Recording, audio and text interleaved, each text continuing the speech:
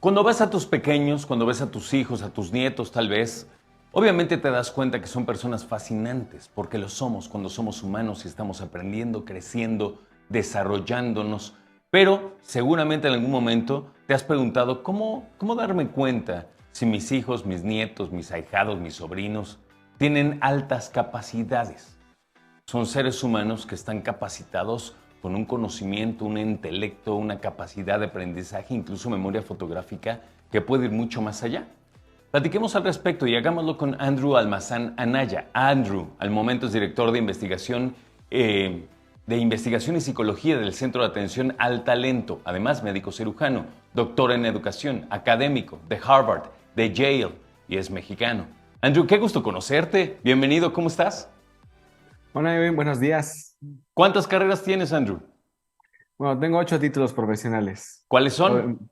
2 licenciaturas, 5 maestrías y un doctorado. Yo me especialicé en la educación de niños sobredotados, pero como base soy psicólogo y también soy médico cirujano y me he dedicado a la educación y al trabajo de talento con niños con capacidades especiales. Háblame de los niños de capacidades especiales. ¿A qué le llamas una niña o un niño de capacidad especial? Bueno, la definición oficial es niño sobredotado. Esta definición de la Organización Mundial de la Salud define a un niño con esta capacidad como aquel con un IQ arriba de 130 puntos. Ese criterio a partir de 130 puntos se considera con pruebas de inteligencia. Cuando alguien obtiene un IQ arriba de este nivel, se le puede llamar sobredotado y generalmente es cuando se le da programas educativos y de atención psicológica distintos. Entonces, a partir de ahí hablamos de niños o jóvenes con sobredotación. 130 puntos. ¿Cuántos puntos tendremos las personas que no somos sobredotados, Andrew? Más o menos.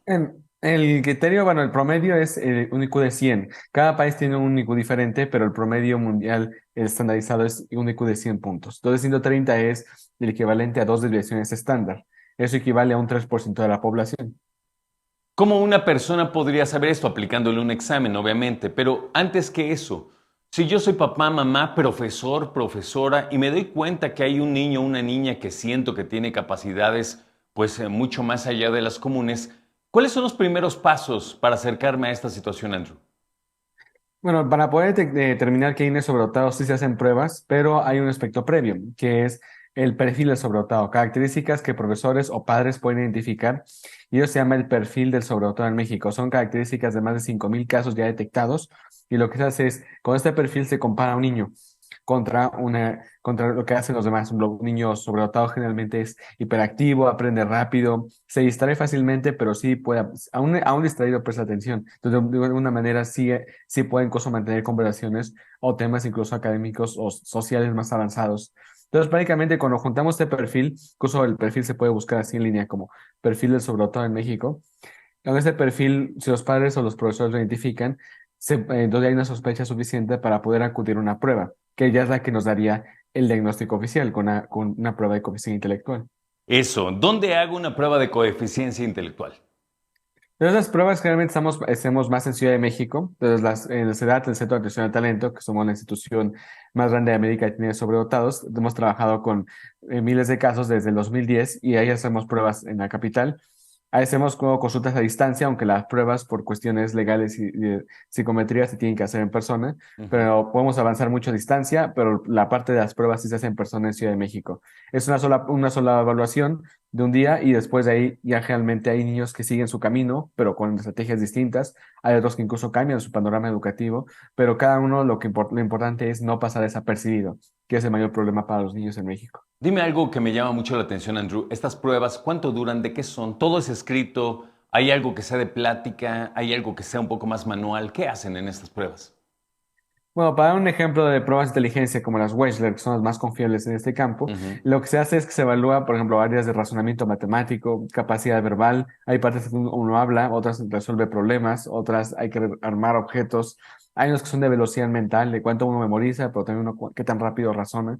Entonces, las pruebas lo que se basan es en evaluar varias inteligencias diferentes para poder tener un IQ general, pero también tenemos inteligencias. Por ejemplo, podemos medir que un niño capaz que tiene muy IQ que otro, pero un niño es más capaz matemáticamente y otro es verbalmente. Y eso cambia Ok. incluso pues, el tipo de educación. Entonces, así es como sería una prueba. En promedio duran 3 horas. Incluso este tipo de niños y niñas, jóvenes, jovencitas, Obviamente dentro de sus grandes capacidades, incluso tienen picos, ¿no? Uno sale más matemático, otro sale más verbal, como nos acabas de indicar. No todos son parejos, son distintos incluso en eso, ¿correcto? Así es, entonces no hay un modelo único de cómo es un niño sobredotado. Lo que los unifica a todos es esta inteligencia superior, pero habrá Ok. niños que serán más capaces en matemáticas y un día serán quizá ingenieros y otros serán más capaces para temas de resolución de problemas y algunos serán médicos o científicos, investigadores. Lo importante aquí es que lo que sí los une es que un sistema tradicional les queda corto y por eso se aburren tanto e incluso Claro. llegan a ser mal diagnosticados con problemas de déficit de atención. Vamos precisamente a eso. Si una vez que se es diagnosticado un chavo, una chava, niños, ¿qué procede? ¿Qué hay que hacer, Andrew? Entonces, lo recomendado por el World Council for Gifted and Talented, que es donde somos parte de este organismo mundial, es que un niño una vez detectado reciba una educación diferenciada, una atención especializada basada en sus capacidades. Entonces, un niño tiene una edad mental de 10 años, aunque físicamente tenga 7, pues hay que darle lo que mentalmente le corresponde a un niño de 10. Y este acceso al conocimiento más avanzado generalmente se hace con pares. Los otros niños sobredotados también en el mismo salón. Y hay enfoques tanto extraescolares como más intensivos, pero lo más importante es acceso al conocimiento junto con niños de su edad pero capacidades similares. Eso sería lo ideal cuando hablamos de atención en niños sobredotados. Quiero pensar, Andrew, que debe haber cierto debate en tomar, si me permite la expresión, a una persona superdotada, llevarla con otras personas superdotadas que tienen un ambiente más controlado, mucho más incentivado, pero por otro lado también, ¿qué pasa con esa edad, si me permite la expresión, que pierden de dinámica con niños promedio, con su edad promedio, no intelectual, pero sí física, sí de diversión? ¿Cómo ves esta parte? Bueno, es que ahí es donde tenemos muchos mitos sobre qué es la infancia. Entonces, quizá para un niño sobredotado la infancia va a ser descubrir cosas nuevas, entrar a un laboratorio o simplemente estar investigando con sus compañeros. Pero si hagamos la analogía con las escuelas de alto rendimiento deportivo. Ujú. Entonces, nunca se piensa que un niño deportista, porque esté entrenando con niños como él, vaya a perder su infancia. Solamente su infancia es distinta, se divierte diferente, se desarrolla diferente y de esa manera es feliz.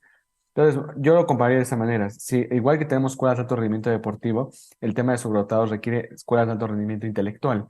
Y sí, van a ser distintos, pero dejados un sistema tradicional para que vivan lo que tradicionalmente se espera, realmente lo que estamos haciendo es limitarlos.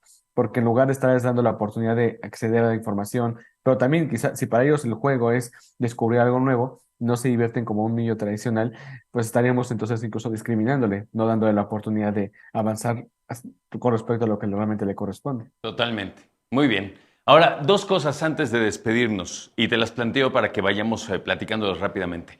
Uno, los papás. Cuando viene esta situación, los papás puede que estén muy contentos o se pongan nerviosos o se sientan abrumados porque no saben qué hacer y no tienen dinero, a lo mejor porque piensan que necesitan invertir dinero en ellos. Y dos, ojalá los niños, niñas, jóvenes que tengan esta situación puedan estudiar en muchos lados, pero regresen a México para impulsarlo. ¿Cómo ves tú?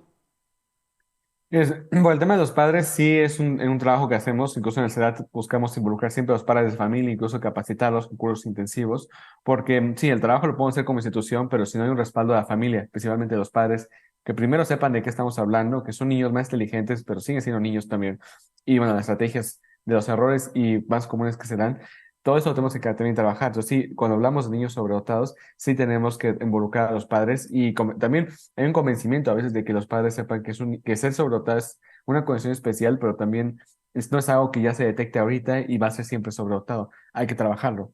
Y en el tema de, pues, de qué se hace, bueno, la fuga de cerebros, que es lo que mencionaba, de Sí. cómo se van del país. Sí, es común que se vayan del país, eso se ha estado acrecentando incluso desde la pandemia por el hecho de buscar oportunidades, la búsqueda, incluso también la oferta de temas educativos y profesionales en otros países desarrollados. Es raro que los niños sobredotados que se van regresen, eso sí es un hecho. Sí se busca y como sea, hemos buscado que si se van, algunos aporten al país, pero no es tan común. Eso sí es, lo más común es que si se llegan a ir, sí es muy complicado convencerlos de que regresen a México, Claro. porque muchas veces se fueron por falta de oportunidades. Entonces, si las oportunidades no se crean en el país, no hay razón para volver. Entonces ahí es donde tenemos un aspecto que involucra más que lo que podemos hacer nosotros, involucra a la sociedad y las oportunidades que se encuentran ahí. Andrew, ¿dónde te podemos encontrar rápidamente, por favor? Sí, yo me encuentro en el CEDAT, en el Centro de Atención al Talento. Nos pueden buscar en la página www.cedat, con C de casa, cedat.com.mx. Pueden buscar como tal igual en las redes sociales, como centro, en el Centro de Atención al Talento o como Doctor Andrew Almazán. Y en la página web del SEDAT, ahí tenemos el perfil del sobredotado. Este artículo lo pueden encontrar en la página de CONACYT con el título El verdadero rostro del niño genio. Y ese artículo es el que les mencionaba del perfil, que es el primer paso. Si un Perfecto. padre o un profesor encuentra esas características en uno de sus hijos, uno de sus alumnos, conviene hacer una prueba y no quedarse con la duda. Gracias, Andrew, y que te vaya muy bien. Buena semana. Muchas gracias a usted. El doctor Andrew Almazán.